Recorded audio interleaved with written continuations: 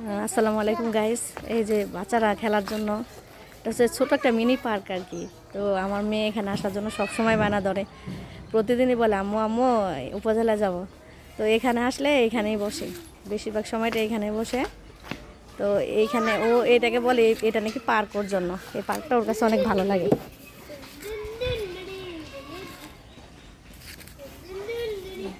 আর হাম আব্বু দেখো দেখো দেখো কি কি বলো, আজমিরের দিকে তাকাও। আলিফ, আয়ান এদিকে তাকাও। এই হচ্ছে আলিফ, এটা হচ্ছে আয়ান, আর এটা হচ্ছে আজমিরা, আর এই যে ছোট্টটা হচ্ছে আরহাম। আরহাম দেখো দেখো কি কি